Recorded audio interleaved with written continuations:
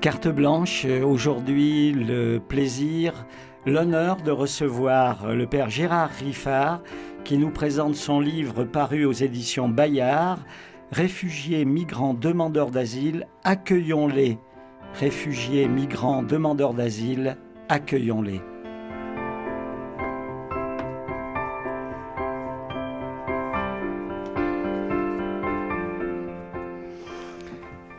Gérard, ce livre, c'est le récit des 15 dernières années de votre vie, puisque votre histoire avec les migrants commence en 2001. Et le livre va raconter votre histoire. À travers vous, on pense à toutes ces personnes, hommes, femmes, jeunes garçons, jeunes filles, enfants que vous avez accueillis, que vous continuez à accueillir. On leur fait un grand salut et on les a dans notre cœur tout au long de ces 25 minutes. Merci d'être avec nous, Gérard. C'est très bien, merci.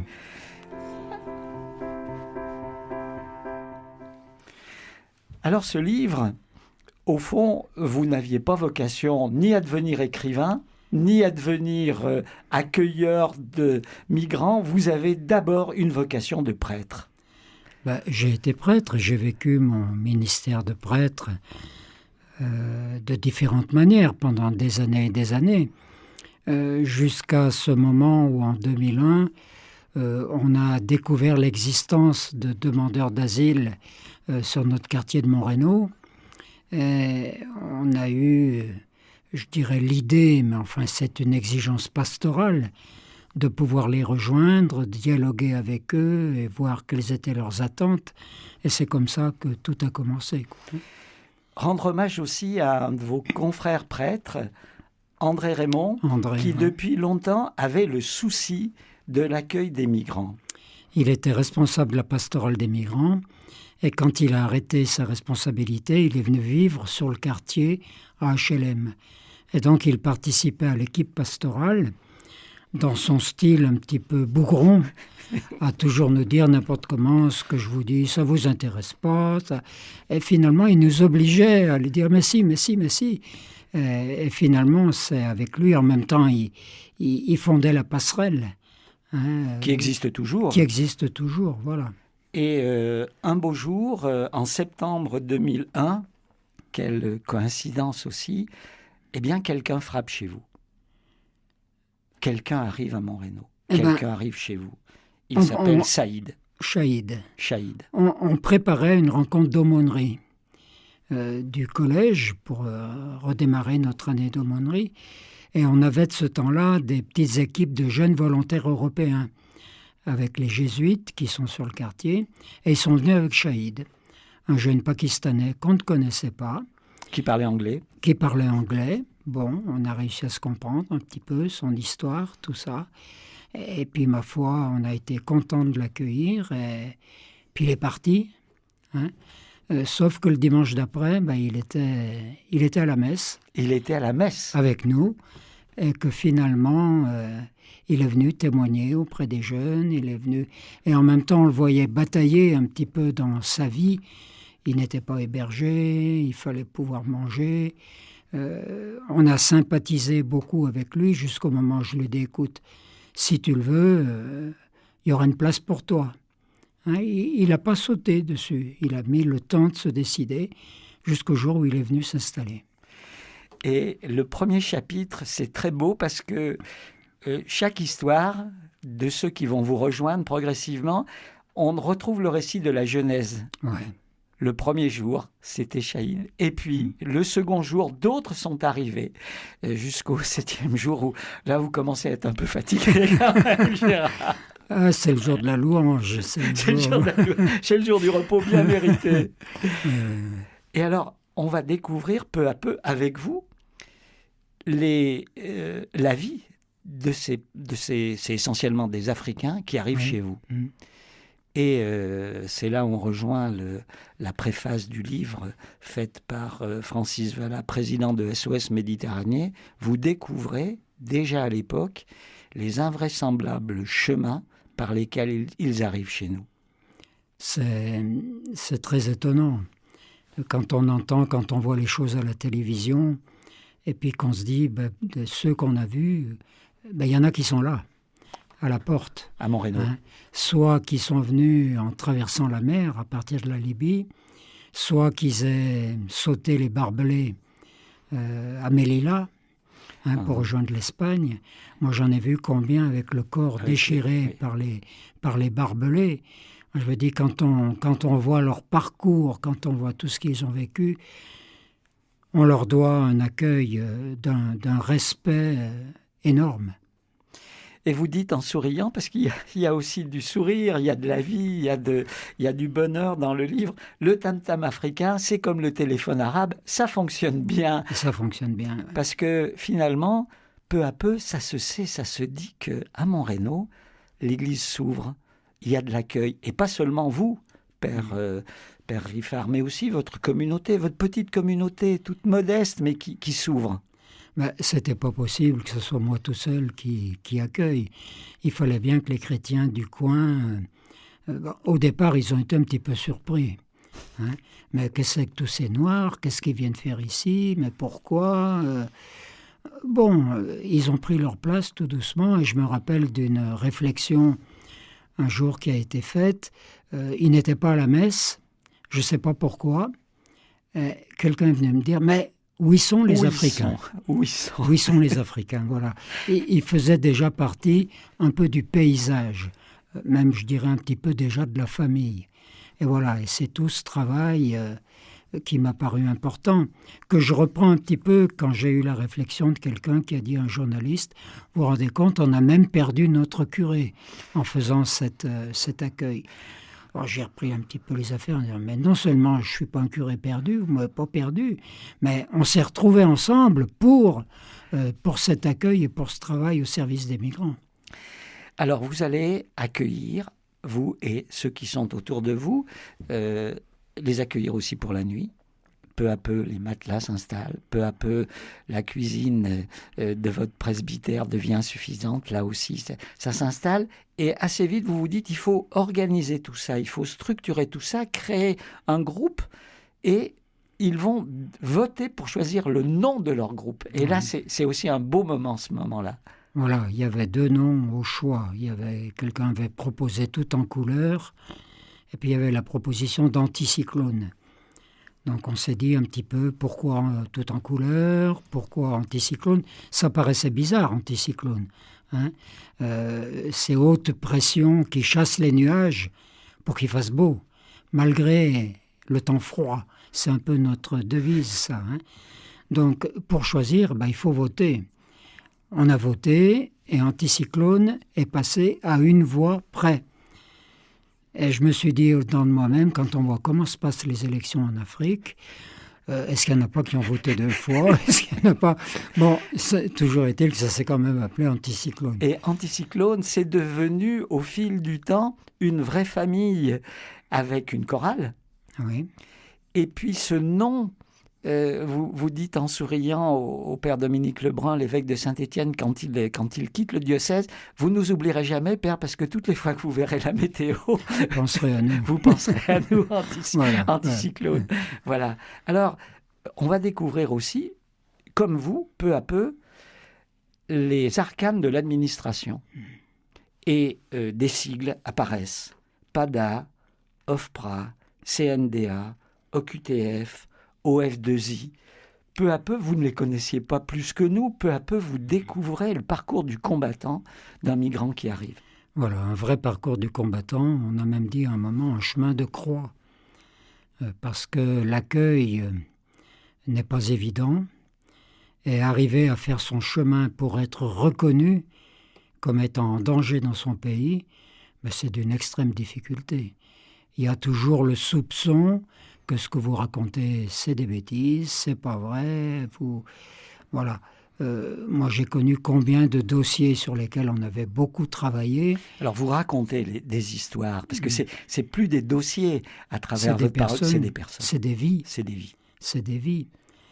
Et quand on apporte sa vie et qu'on a fait attention de l'exprimer le mieux possible et qu'on reçoit un rejet, bon, quand c'est l'OFPRA, on dit bon, l'OFPRA alors c'est la rejette. première étape. C'est la première étape. Hein? C'est la première étape. On déclare d'abord qu'on arrive, on a un dossier, on va le l'argumenter, le défendre. Il faut le monter d'ailleurs dans la région parisienne, c'est toute une expédition. Ouais. Voilà. Et c'est la première étape.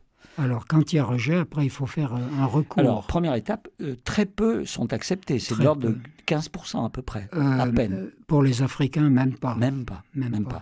Les Syriens, les gens qui viennent de pays en guerre, eux, oui. Voilà, il y a des nationalités pour qui, en fonction de l'actualité, c'est plus important. Ouais. Oui, mais les Africains donc, sont très largement, ne reçoivent pas cette première validation. Donc, ils ont un second recours. La Cour nationale du droit d'asile, qui est une cour de justice. Hein. Donc là, c'est pareil, il faut prendre un avocat, il faut faire un recours. Ils sont convoqués éventuellement devant la Cour, parce que maintenant, ils peuvent être rejetés aussi par décret, si on pense que dans leur truc, il n'y a rien de nouveau. Donc, ils sont convoqués, on leur pose quelques questions. C'est beaucoup plus rapide que l'entretien à l'OFPRA. L'avocat parle en dernier et ils ont la réponse 3 semaines après. C'est affiché au mur de la CNDA. Et là, vous racontez comment ils attendent le papier de l'OFPRA, comment parfois certains se couchent pendant 3 jours, ne se lèvent plus, complètement découragés. Et un de vos travaux, c'est non seulement constituer les dossiers, mais leur redonner l'envie de se battre. C'est Oscar qui était resté couché pratiquement 3 jours à l'hôtel. Et il a fallu lui dire, écoute mon vieux, si tu veux t'en sortir, il faut te lever. Parce que là, tu vas pas y arriver. Ça ne va pas le faire. Donc il faut toujours relancer, il faut toujours remettre debout. C'est ce qu'on leur dit sans arrêt. Gardez la tête haute. N'ayez pas honte de dire que vous avez été rejeté. Ce n'est pas de votre faute. Ils cachent ça comme si c'était vraiment de leur faute d'avoir été rejetés. Alors, si le recours auprès de la CNDA ne fonctionne pas, ils sont donc déboutés du droit d'asile et ils reçoivent une OQTF, c'est l'ordre de quitter le territoire national. L'obligation de quitter le territoire français dans les 30 jours. Alors on peut le contester devant le tribunal administratif, ce qui souvent ne donne pas grand-chose. Alors, ma foi, dans certaines situations, la seule chose à faire, c'est de faire le gros dos, en attendant de trouver le chemin qui permettra une régularisation. Parce que l'idée, quand même, c'est toujours de chercher une régularisation. RCF, la joie se partage. Avec le père Gérard Riffard, accueillons-les, ce livre paru aux éditions Bayard, Réfugiés, migrants, demandeurs d'asile. Alors avec beaucoup de personnes autour de vous, ce groupe anticyclone et puis des associations sur la colline de Montreno, l'accueil s'organise. Il y a beaucoup de choses à faire. Par exemple, l'alphabétisation, il faut parler le français si on veut s'en sortir. Et c'est pas simple. C'est pas simple. Puis c'est une difficulté qu'on a et qu'on a toujours. On propose des cours de français, un cours pour ceux qui vraiment ne parlent pas. Alors là, on a quand même quelques demandeurs d'asile qui sont un peu fidèles à ces cours. Et puis, on a un cours pour ceux qui s'expriment déjà. Beaucoup sont francophones. Mais à côté de ça, ils parlent quand même relativement pas très bien. Ils n'écrivent pas ou ils lisent très difficilement. On n'arrive pas à tenir des gens qui viennent régulièrement pour... Voilà, on est toujours en train de se battre, à rappeler, leur dire si vous voulez vivre en France, il n'y a pas d'histoire, il faut vous donner, sinon après vous allez perdre du temps. Vous serez régularisé, on va vous donner tant d'heures pour apprendre le français, pendant ce temps vous ne trouverez pas de travail, Voilà, donc on voit tout au long du livre aussi votre lucidité, votre... générosité évangélique, mais aussi, vous ne leur faites pas de cadeaux, si j'ose dire. Quand il faut, vous les secouez, parce que c'est le meilleur service à leur rendre, finalement. C'est indispensable. C'est les prendre au sérieux, je me dis d'une certaine manière, et leur vie. C'est eux qui sont responsables de leur vie, on ne peut pas faire à leur place. Alors, dans la foi qui est la leur, souvent, ils ont une foi qui étonne, ils disent, le bon Dieu, il va faire. Alors, moi, je suis amené à faire un peu l'avocat du diable par moment. Leur dire, écoutez, le bon Dieu, oui, Oui, mais quand enfin, même. si toi, tu t'y mets pas, le bon Dieu, il fera rien, quoi. Alors, ce qui est frappant, c'est que ce groupe Anticyclone, c'est un groupe où on se soutient. Vous racontez, par exemple, le samedi, une fois par mois, toute une journée où on partage sa foi, on échange les nouvelles, on partage un repas, on chante. C'est des moments, pour vous, probablement à la fois denses, mais aussi beaux. La rencontre mensuelle, c'est le rendez-vous un peu de l'association tous les deuxièmes samedis. Commencez par prendre le temps de partager l'Évangile, en sachant qu'on a aussi des musulmans qui sont arrivés de Guinée, de Mali, arriver à partager sur la parole de Dieu. Pour nous, c'est quelque chose d'essentiel parce que on a le souci d'aider la personne dans tout ce qu'elle est, jusque dans sa dimension spirituelle. C'est pas simplement les besoins matériels, le dossier, c'est aussi ce qu'ils sont comme croyants.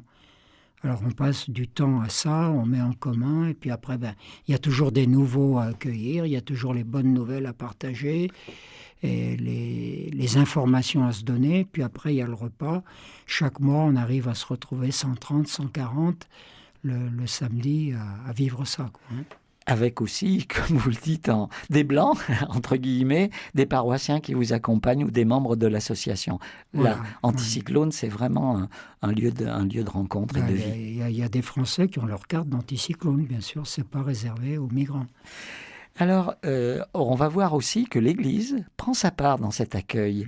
Vous racontez vos rapports avec les 3 évêques successifs qui ont été en charge de notre diocèse, avec un mélange de fermeté, parce que le père Riffard, on ne la lui fait pas, mais en même temps aussi, vous avez toujours le souci un peu de vous mettre à leur place, parce que c'est compliqué. Comme à la place des juges aussi, comme à la place des policiers, de tous ceux qui ont des missions.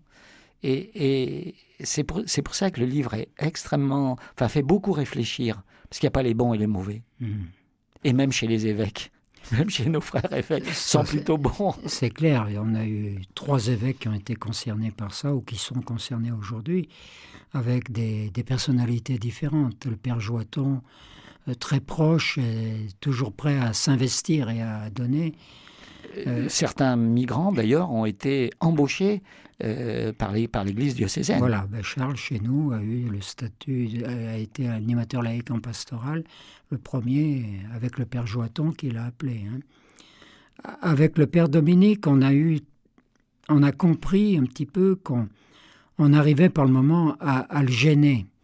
Un peu dans ce qui était un de ses soucis, c'était la prise au sérieux des responsabilités des acteurs sociaux, des politiques, tout ça. Et comme on était, nous, toujours en conflit, que ce soit avec la préfecture, que ce soit avec le conseil général pour les mineurs isolés, que ce soit avec la mairie pour une raison ou pour une autre, ne serait-ce que pour les questions de sécurité, il était tant soit peu gêné aux entournures.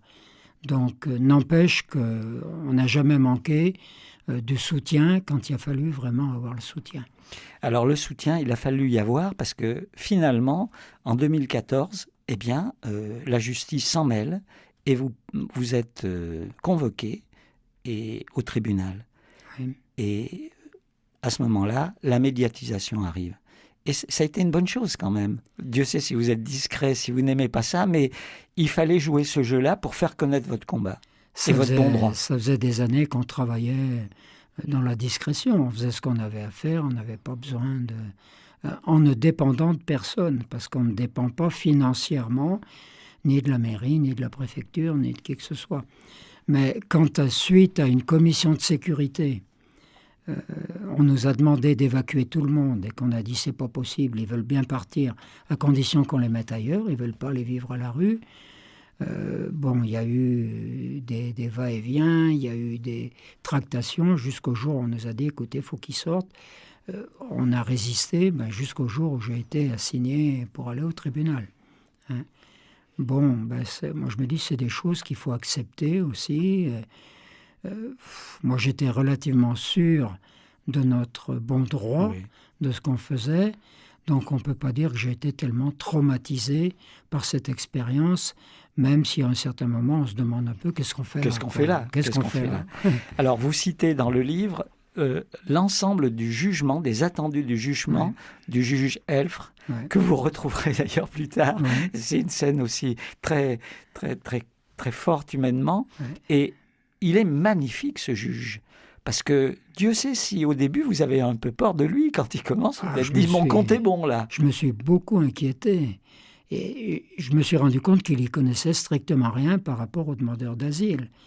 Quand il m'a demandé, mais pourquoi est-ce que vous les faites venir, comme je les faisais venir, chez nous, en France, à Saint-Étienne. Vous ouvrez le robinet, comme on vous accueille souvent. Pourquoi vous ne faites pas comme le docteur Schweitzer, qui a été les soigner chez eux? J'ai dit, oulala, là où on va. Bon, on a défendu le morceau. Il y avait une avocate là, qui a bien fait son Chantal boulot. Julien, maître Chantal Julien, voilà. Chapeau là aussi. Oui. Et je crois que le juge Elfre, il a réservé sa réponse. Il s'est donné le temps des vacances pour donner son jugement. Moi, je me suis dit, voilà un qui va passer de mauvaises vacances, parce qu'il va falloir qu'il... Et il a fait un travail remarquable dans sa tête. Quand il dit qu'il ne s'agit pas d'opposer la charité chrétienne avec la justice, il s'est fondé sur le droit pour dire le droit. Et attendu qu'il est donc paradoxal que l'État poursuive aujourd'hui le père Riffard pour avoir fait ce qu'il aurait dû lui-même faire, la relaxe du père Riffard s'impose. Voilà. Ouf. Alors oui, mais le procureur n'a pas entendu les affaires de la même manière. Et vous êtes parti à Lyon, là. Alors voilà, il y a eu appel du procureur. Le procès à Lyon a eu lieu assez vite, alors que souvent ça traîne beaucoup. Là, ça a été relativement rapide. Pour ce procès en appel, on était relativement confiants aussi. On avait fait venir Paul Boucher. Paul Boucher, quand même. Une personnalité. Maître Paul Boucher. Qui a beaucoup marqué dans ce qu'il a dit. Ancien président d'ATD Carmonde. Voilà. Et qui était au Conseil constitutionnel aussi. Un témoignage magnifique, là aussi. Voilà, très beau. Le jugement, finalement, il n'y a pas eu de jugement sur le fond. Voilà. Le juge a botté un peu en touche. Il a botté en touche en disant que j'étais attaqué non pas pour avoir ouvert un centre d'hébergement sans l'avoir déclaré, mais parce que je l'avais fermé, j'avais refusé de le fermer, malgré les injonctions. D'un côté, c'est le tribunal de police, une amende. De l'autre côté, c'est la correctionnelle. J'aurais dû être poursuivi en correctionnelle. Donc, au fond, les juges s'étaient trompés, et donc, du coup... Donc, il invite le procureur à refaire ses réquisitions et à m'attaquer en correctionnelle s'il le veut. Et ça s'en est arrêté là.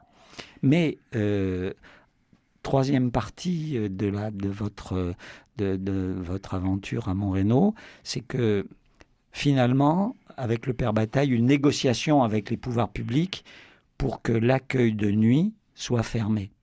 Et c'est le 12 octobre, un moment fort que vous racontez, où le bus vient prendre les migrants qui, depuis des années, couchent chez vous. Les matelas sont emmenés aussi à la déchetterie. Et vous vous retrouvez le soir à 22h, tout seul, avec un des compagnons d'Anticyclone. Avec Govy, oui. Avec Govy. Oui. Il y a des silences qui hurlent. Qui hurlent, oui. Et Dieu sait s'il y a des moments j'en avais marre de tout ce bruit. Bon, voilà. Bon, il fallait s'attendre qu'il se passe quelque chose.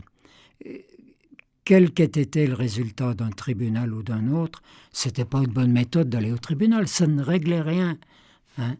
Donc là, le procureur, il a joué de la menace en disant si à telle date il y a encore du monde, j'envoie la police qui sort tout le monde et on met les scellés sur l'église. Je crois qu'on aurait été obligé à ce moment d'aller dire la messe à la mosquée à côté. Qui est juste à côté. Voilà. Vous dites ça en souriant. Oui. Alors là, ils ont pris à la gorge un peu le père Bataille quand il est arrivé. Lui qui ne connaissait pas tellement ses problèmes, il est venu tout de suite voir les affaires. Et sa position, ça a été de dire, écoute, il faut préserver l'essentiel. Donc il faut qu'Anticyclone puisse continuer son travail. Donc il faut accepter que... voilà. Alors, moi, ça m'amène à dire qu'on a baissé un peu notre culotte, mais je ne sais pas s'il y avait moyen de faire autrement. Hein. Et il nous a aidés dans ce moment-là, avec le père François Reynard, qui a été très disponible à ce moment pour nous aider. Je me dis, jusqu'où pouvait-on aller? Quand on a arrêté, on avait 80 personnes qui dormaient. 80 personnes. 80 personnes qui dormaient, il y en avait de partout, et des matelas de partout. C'est quand même quelque chose de difficile à organiser et à permettre. Personne n'était logé, personne ne partait, et il y en avait toujours qui arrivaient. Voilà. Donc il fallait bien qu'à un moment ou un autre, ça bouge. Alors, tout de suite, on a eu une quinzaine d'appartements qui ont été proposés à ceux qui étaient dans la demande d'asile. Pourquoi ça n'a pas été proposé avant? D'autant plus qu'ils les mettaient 3 par appartement. Ils gardaient 150 € de leur aide. Ça fait qu'à 450 €, c'est eux qui payaient leur loyer pratiquement. Hein? Il y en a d'autres qui ont été placés dans les accueils d'urgence de nuit, qui rentraient pour dormir la nuit, qui sortaient le matin. Et puis il y a une dizaine pour qui il n'y avait pas de solution. On s'est démené un petit peu dans des paroisses, dans des familles, pour que le soir, tout le monde ait un endroit pour dormir. Et l'accueil de jour continue? Alors voilà. Et vous êtes toujours sur le pont, avec l'accueil de jour, avec Anticyclone, avec tous ceux autour de vous qui vous aident pour ces papiers, Alors, parmi tous les cas que vous évoquez, tous les visages qu'on voit passer dans ce livre, il y a ceux qui sont peut-être les plus bouleversants, c'est les jeunes, des gamins de 15 ans, 16 ans, qui sont complètement paumés, qui ont traversé parfois l'Afrique depuis des milliers de kilomètres, ils ont traversé la Méditerranée et ils arrivent. Alors eux, leur situation est vraiment très très compliquée. Alors à la fois c'est douloureux, mais en même temps c'est des jeunes qui ont quand même un certain tonus. Parce que ce qu'ils ont vécu, c'est incroyable. Il a fallu le vivre. Hein.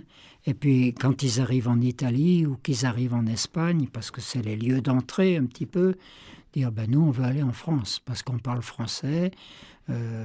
À Saint-Étienne, oui, parce qu'on connaît l'équipe de foot. Hein, c'est très fréquent. Hein. Alors voilà, on les accueille, on est attentif à eux, je crois qu'ils méritent un grand, grand respect. Notre travail à ce moment, c'est de les conduire au Conseil général qui est chargé de les accueillir et en leur disant, écoute, tous les mercredis, on a une permanence pour vous. Le samedi, quand on se retrouve, les deuxièmes samedis, les mineurs, ils se retrouvent entre eux. Ils ont un temps pour eux. Voilà. Il faut qu'on reste en lien parce que ça ne va pas être facile tous les jours. Alors, parmi les histoires, peut-être la plus bouleversante, c'est celle de Nicodème, ce garçon tout jeune que vous avez accueilli et que vous allez accompagner jusqu'au bout. Jusqu'à la mort. Jusqu'à la mort. Vous découvrez avec lui qu'il est malade. Et là, au fond, presque à côté de la loi, il y a une solidarité vraiment magnifique, quoi. Qui s'est organisée pour le soutenir, pour être avec lui. Ça a été un accompagnement pour lequel je rends grâce. Et vous l'avez baptisé? Et je l'ai baptisé 3 jours avant de mourir. Nicodème. Personne l'oublie, je crois, quand on a lu. Moi, j'ai la gorge serrée quand on a lu son histoire. Alors, ce livre, c'est aussi ça, c'est que ça va permettre qu'on mette des visages. Vous, ces visages, vous les avez dans votre cœur de prêtre tout au long de... Nous, on ne les connaît pas, mais tout d'un coup, les sigles qu'on évoquait tout à l'heure, c'est plus des sigles, c'est des visages. On a eu la chance d'en avoir chez nous à RCF. Et on salue un garçon formidable qui s'appelait Bienvenu, en plus. Ça ne s'invente pas. Et qui a été régularisé, qui a eu ses papiers. Alors la situation aujourd'hui, elle est moins lourde pour vous. Il faut dire qu'en 2009, vous avez craqué. Un burn-out terrible. À un moment, la santé, elle en prend un petit peu un coup. Donc il faut reprendre un petit peu les affaires. Et puis être attentif après, de garder un certain équilibre, ce qui n'est pas évident tous les jours. Bon, je crois qu'il faut vivre, il faut faire, et puis on voit bien ce qui se passe. Hein. Et voilà. Je rappelle, parce que vous le dites en souriant, vous étiez au 4e étage, chambre 42. Moi, je ne me rappelle plus quel numéro Ah ben de moi chambre. je sais, c'est dans voilà, ouais. chambre 42. Et quand les migrants arrivaient à l'hôpital, on demandait, et tout de suite on leur indiquait Voilà. c'est là-haut. Ils n'avaient pas besoin de demander, on leur montrait le On chemin. leur montrait là-haut. Ça montre aussi tout ce que vous avez créé comme lien avec eux. Père pour beaucoup. Ils arrivent à même dire à papa. Et vous avez même, il y a même un enfant qui est né qui porte votre prénom. Il s'appelle Béni Riffard, son prénom. Son prénom, Béni Riffard. Voilà.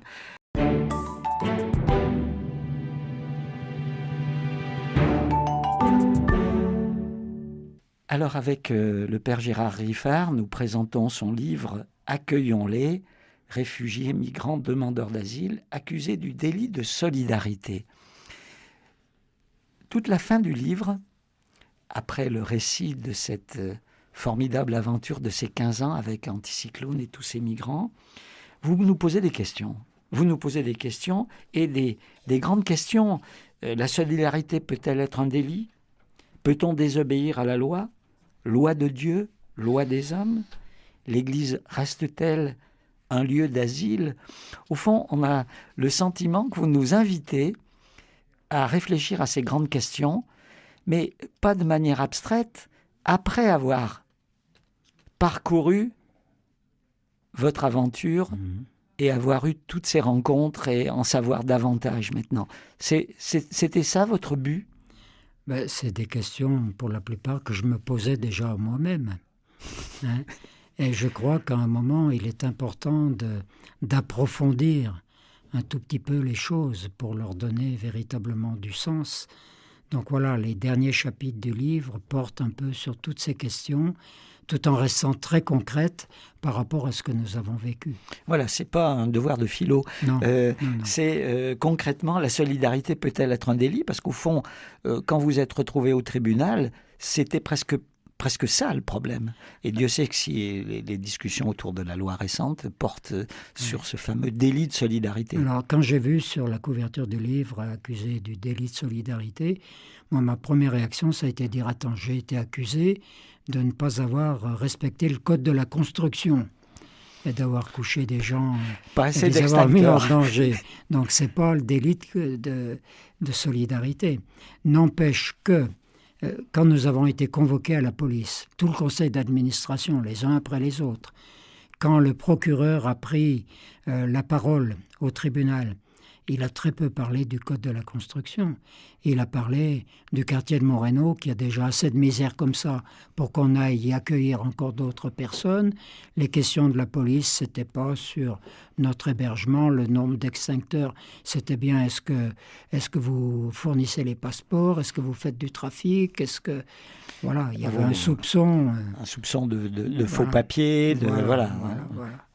Donc là, c'est clair, cette accusation de délit de solidarité, au fond, c'était bien ce qu'il y avait derrière.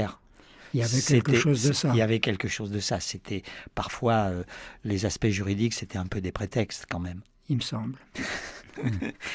Alors, peut-on désobéir à la loi ? Moi, je suis frappé par le fait qu'il y a un chapitre qui s'appelle « Réaliste et exigeant ». Vous êtes très réaliste. La loi, c'est indispensable pour qu'on puisse vivre en société. Ben, c'est obligatoire. Et la loi, a priori, chacune doit la respecter. Mais arrive un moment où la loi, il faut savoir ce que c'est aussi. Moi, je veux bien respecter le code de la construction, mais je me dis, au-dessus du code de la construction, il y a une loi qui parle des droits fondamentaux de toute personne humaine. Alors, il faut peut-être aller jusque-là pour savoir qu'est-ce qu'on respecte de la loi. Il y a loi et loi. Voilà. Oui.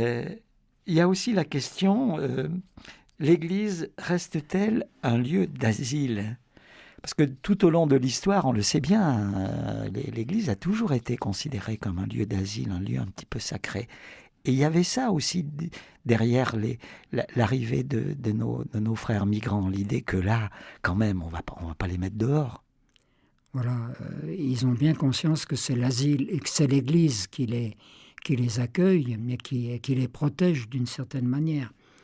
Mais on n'oublie pas qu'il y a eu à certains moments à Paris l'expulsion des migrants à l'église Saint-Bernard et qu'aujourd'hui on n'hésite plus à exclure d'un asile ou d'une église. Alors, est-ce que l'église reste un lieu d'asile ?